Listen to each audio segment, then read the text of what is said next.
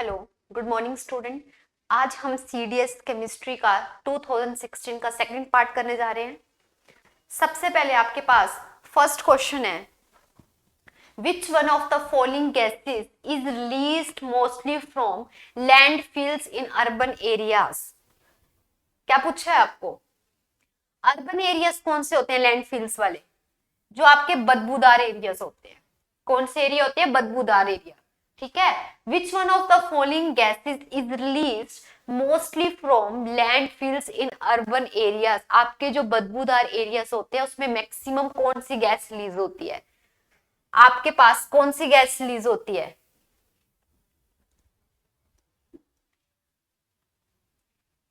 इसका right answer है methane. आपके पास कौन सी गैस रिलीज होती है? मीथेन गैस रिलीज होती है। जो आपके बदबूदार एरियाज होते हैं वहां पे कौन सी गैस मैक्सिमम रिलीज होती है? वो होती है मीथेन। ठीक है, चलें आगे।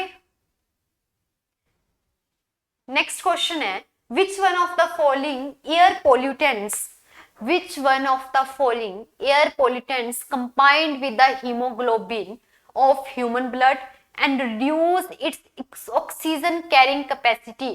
कौन सी आपकी जो गैस है वो आपके हीमोग्लोबिन में जाके रिएक्ट करती है और ऑक्सीजन की कैपेसिटी को क्या कर देती है? कम कर देती है। ठीक है, leading to suffocation and may cause even death, जिससे हमें क्या होती है? सांस लेने में दिक्कत होती है और हमारी कभी कभी क्या होती है? उसमें डेथ भी हो जाती है। तो वो कौन सी गैस है? वो आपके पास गैस है कार्बन मोनोऑक्साइड।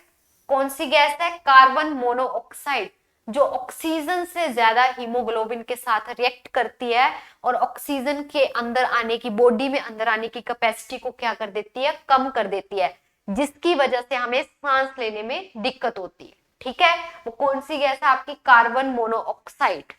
याद रहेगा, ये ऑक्सीजन से भी ज्यादा जल्दी क्या करती है? हीमोग्लोबिन के, हमारे ब्लड के साथ क्या करती है? रिएक्ट करती है, ऑक्सीजन से भी ज्यादा, जिसकी वजह से वो ऑक्सीजन की कैपेसिटी को क्या कर देती है? कम कर देती है, और इससे कई बार क्या हो जाती है? डेथ भी हो जाती है। ठीक है, याद रहेगा। चलें आगे।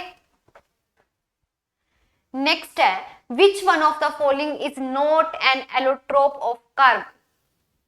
Which of the following is not an allotrope of carbon?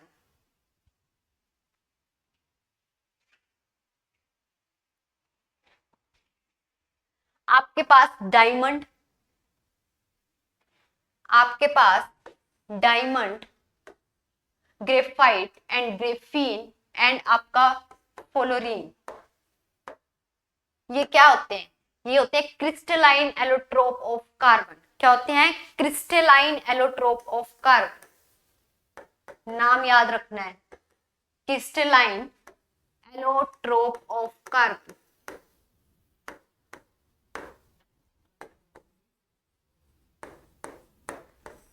ठीक है, आपके पास जो डायमंड है, ग्रेफाइट है एंड ग्रेफाइन है, ये तीनों क्या है? क्रिस्टलाइन फॉर्म है किसकी? एलोट्रोप ऑफ कार्बन की। ठीक है, आपके पास कोल, आपके पास कोक और कोल, ये क्या है आपके पास? Amorphous allotrope of carbon. क्या है आपके पास? Amorphous allotrope of carbon.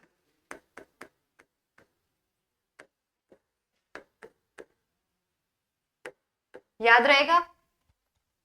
Crystalline allotrope of carbon कौन कौन से हैं आपके पास? Diamond, graphite, graphene and fullerene. ठीक है, आपके पास एमोर्फस एलोट्रोप ऑफ कार्बन कौन कौन से होते हैं? कोक होता है और कौन सा होता है? कोल। ठीक है, याद रहेगा। चलें आगे फिर। इसका राइट आंसर क्या होगा आपका? कोल, क्योंकि इन्होंने क्या पूछा है? Note N allotrope of carbon, यानी कौन आपका एलोट्रोप नहीं है कार्बन का, जिसको हम क्या बोलते हैं? Amorphous allotrope of carbon. वो कौन कौन से होते हैं? कोक और कोल। दो चीजें होती हैं, कोल और कोक। ठीक है, चलें आगे फिर। नेक्स्ट है, इन paper manufacturing the gaming of the raw material is done. जो आपके पास पेपर बनता है, ठीक है, उस क्या करते हैं? पेड़ की जब छाल निकालते हैं ना, उसको जब हम तोड़ के उसका पेस्ट बनाते हैं, पेस्ट में हम उस छाल के कलर को चेंज करने के लिए उसमें क्या डालते हैं जिससे हमारा पेपर व्हाइट बनता है? पेड़ है, पेड़ की छाल को हम पेस्ट की फॉर्म में तैयार करते हैं, ठीक है। जब हम पेस्ट की फॉर्म में तैयार करते हैं तो आप क्या डालते हैं उसमें जिसमें उसका कलर व्हाइट हो, ताकि पेपर का कलर व्हाइट हो जाए? उसमें हम डालते हैं ब्लीचिंग पाउडर। क्या डालते हैं? ब्लीचिंग पाउडर, जिसकी वजह से आपका पेपर का कलर व्हाइट होता है। वो क्या करता है, जो पेड़ की छाल होती है उसका जो कलर होता है उसको चेंज कर देता है, ठीक है। जो मटेरियल तैयार करते हैं उसमें हम क्या करते हैं, ब्लीचिंग पाउडर ऐड करते हैं, ठीक है। चलें आगे। नेक्स्ट क्वेश्चन है, dolomite powder is applied in some agriculture lands. Dolomite powder किसका बना होता है? आपका जो डोलोमाइट पाउडर है किसका बना होता है?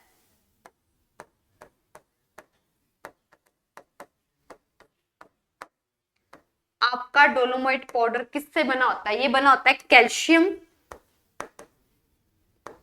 And magnesium. किससे बना होता है? कैल्शियम एंड मैग्नीशियम से, ठीक है। जो आपका डोलोमाइट पाउडर है वो आपका बना होता है कैल्शियम और मैग्नीशियम से। Is applied in some agriculture land, the purpose of applying, क्यों, क्या पर्पस है इसका ऐड करने का? एग्रीकल्चर में डोलोमाइट पाउडर का ऐड करने का क्या पर्पस है? ये तो पता चल गया, ये कैल्शियम और मैग्नीशियम से बना होता है। और ये क्या करता है, आपकी एसिडिटी को इंक्रीज करता है, increase the pH of the soil, यानी आपकी एसिडिटी को, अम्ल मात्रा को क्या करता है, सोइल में जो अम्ल मात्रा होती है उसकी एसिडिटी होती है उसको क्या करता है, इंक्रीज करता है, increase the pH of the soil, ठीक है, याद रहेगा। चलें आगे। नेक्स्ट है, excessive use of which of the following fertiliser may be responsible for the presence of toxic substance in a ground water। जो आपके पास ग्राउंड वाटर होता है, उन्होंने क्या बोला है, excessive use which of the following fertiliser may be responsible for the, जो आपका ग्राउंड वाटर में उसमें जर्म्स कैसे आते हैं, किस गैस की वजह से आते हैं? वो आपके पास होती है नाइट्रोजन। कौन सी गैस होती है आपके पास? नाइट्रोजन, जो रिस्पॉन्सिबल होती है टॉक्सिक सब्सटेंस के लिए, जो अंडरग्राउंड वाटर में प्रोड्यूस होते हैं। कौन सी होती है वो? नाइट्रोजन, ठीक है, याद रहेगा। चलें आगे फिर। Which one of the following element does not form solid hydrogen carbonate? Solid hydrogen carbonate, आपके पास जो सोडियम होता है वो क्या होता है? सॉलिड सब्सटेंस होता है, सॉलिड क्रिस्टलाइन सब्सटेंस होता है, ठीक है। जो आपके पास पोटेशियम है वो आपका इनऑर्गेनिक कंपाउंड होता है,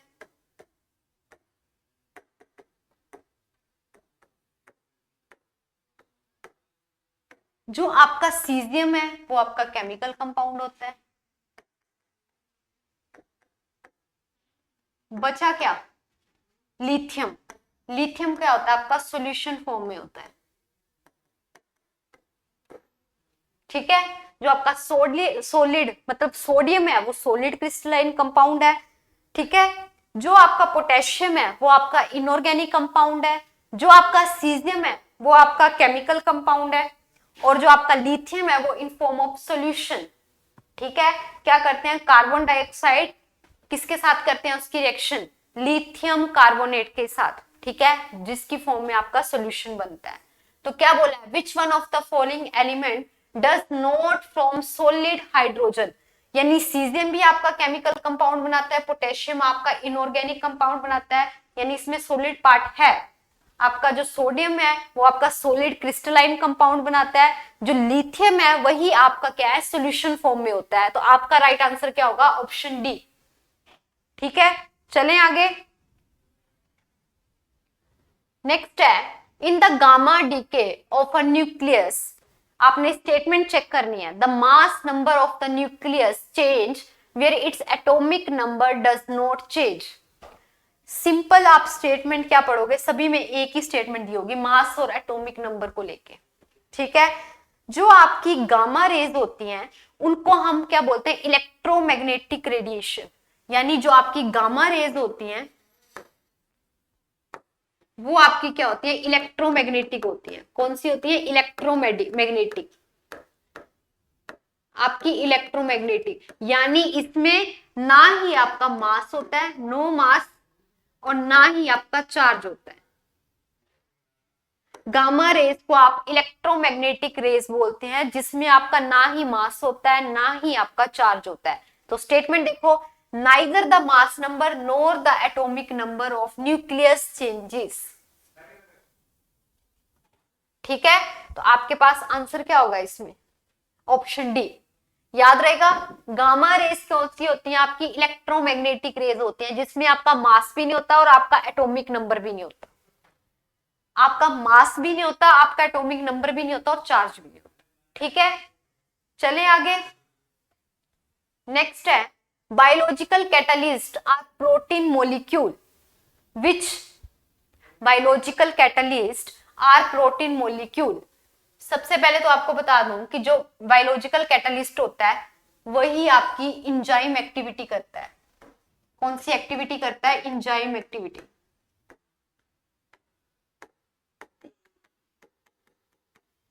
जो आपका बायोलॉजिकल कैटलिस्ट होता है वो क्या करता है, इंजाइम एक्टिविटी करता है। ठीक है, तो ये statement do not have enzyme activity, ये तो आपकी गलत होगी। ठीक है, चले आगे। Speed up of a chemical reaction, ये स्पीड देता है केमिकल रिएक्शन को। Remain unchange after reaction, unchange होता है। Functional optimal at 37 degree Celsius, right. यानी आपके first, second and third statement इसमें सही है, पर बायोलॉजिकल कैटलिस्ट क्या होता है, वो इंजाइम एक्टिविटी करता है। ठीक है, जो आपका बायोलॉजिकल कैटलिस्ट है उसमें इंजाइम एक्टिविटी होती है। तो आपकी फोर्थ स्टेटमेंट क्या थी, इसमें गलत थी। ठीक है, देखो ज्यादा नहीं, आपको टॉपिक में उसका बेसिक बेसिक पता होना चाहिए। ठीक है, जैसे बायोलॉजिकल कैटलिस्ट है, आपको स्टेटमेंट देख के पता चल जाएगा कि जो इंजाइम कैटलिस्ट होते हैं वो होते हैं बायोलॉजिकल में।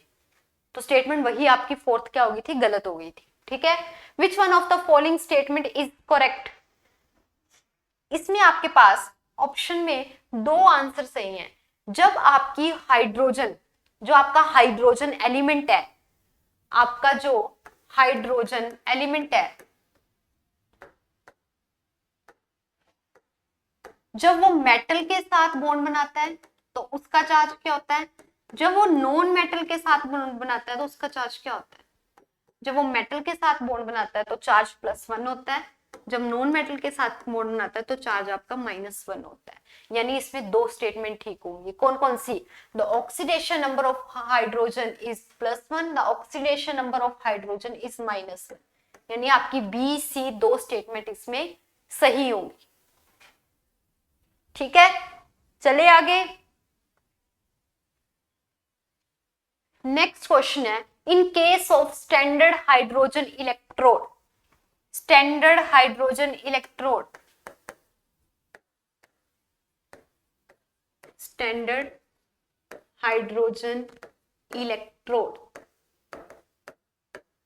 यानी हाफ सेल, यानी हाफ सेल, इसमें क्या होता है आपके पास, 1 एटमॉस्फेरिक प्रेशर होता है। टर्म्स याद रखना, 1 एटमॉस्फेरिक प्रेशर होता है। टेम्परेचर कितना होता है, 25 डिग्री सेल्सियस। आपके पास 1 एटमॉस्फेरिक प्रेशर होता है, टेम्परेचर कितना होता है, 25 डिग्री सेल्सियस। ठीक है, और ये इसमें जो आपका इलेक्ट्रोड पोटेंशियल होता है, जो आपका इलेक्ट्रोड पोटेंशियल होता है वो क्या होता है, 0। तीन टर्म्स याद रखनी है। कौन कौन सी, आपके पास जो प्रेशर होता है वो 1 एटमॉस्फेरिक प्रेशर होता है, आपका टेम्परेचर कितना होता है, 25 डिग्री सेल्सियस होता है, और जो आपका इलेक्ट्रोड पोटेंशियल है वो कितना होता है, 0। ठीक है, तीन चीजें याद होगी किसमें, स्टैंडर्ड हाइड्रोजन इलेक्ट्रोड में, हाफ सेल में। ठीक है, नेक्स्ट है the elemental composition adult human body by the mass. आपके पास जो ऑक्सीजन है उसकी वैल्यू कितनी होती है, ऑक्सीजन की वैल्यू कितनी होती है, आपके पास ऑक्सीजन होता है 18%, कार्बन होता है आपके पास 9.5%, उसके बाद आपका आता है हाइड्रोजन जो होता है आपके पास 3.2%, 3.2%। उसके बाद आपका आता है नाइट्रोजन जो होता है आपका 1.2 समथिंग, इतना होता है। तो सबसे ज्यादा कितनी होती है ऑक्सीजन की, फिर होती है कार्बन की, फिर होती है हाइड्रोजन की, उसके बाद नाइट्रोजन, उसके बाद आपका शायद पोटेशियम आता है। वैल्यूज याद करने की जरूरत नहीं है, ट्रेंड भी याद कर लो। ऑक्सीजन की ज्यादा होती है, फिर कार्बन की होती है, फिर हाइड्रोजन की होती है, उसके बाद आपके पास नाइट्रोजन की होती है।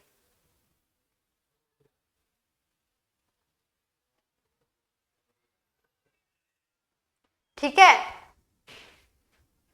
नाइट्रोजन की कितनी होती है, नाइट्रोजन की होती है 3.2, 65। हाँ, आपके पास ऑक्सीजन की होती है यहाँ पे 65%, कार्बन की होती है 18%, हाइड्रोजन की होती है आपकी 9.5% और नाइट्रोजन की होती है यहाँ पे आपके पास 3.2। फिर आता है आपका कैल्शियम, यानी आपकी सबसे ज्यादा किसकी होती है, ऑक्सीजन की होती है, फिर आपकी कार्बन की होती है, फिर आपकी किसकी होती है, हाइड्रोजन की। ऑक्सीजन की होती है आपकी 65%, फिर होती है आपकी कार्बन की, कितनी होती है आपकी 18%, फिर आती है उसके बाद आपकी हाइड्रोजन की जिसकी होती है 9.5%, फिर आपकी होती है नाइट्रोजन की जिसकी होती है 3.2%, उसके बाद आपका आता है कैल्शियम जिसकी होती है 1.5%, फिर आता है आपका पोटेशियम या फॉस्फेट, उसकी होती है 1.2%। आपका ट्रेंड कैसे बना, oxygen, carbon, hydrogen and nitrogen.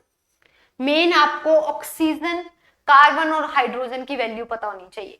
65%, फिर आती है आपकी कार्बन की 18%, हाइड्रोजन की 9.5% और नाइट्रोजन की होती है 3.2%। तो ऑप्शन बी क्या होगा आपका राइट आंसर होगा। ठीक है,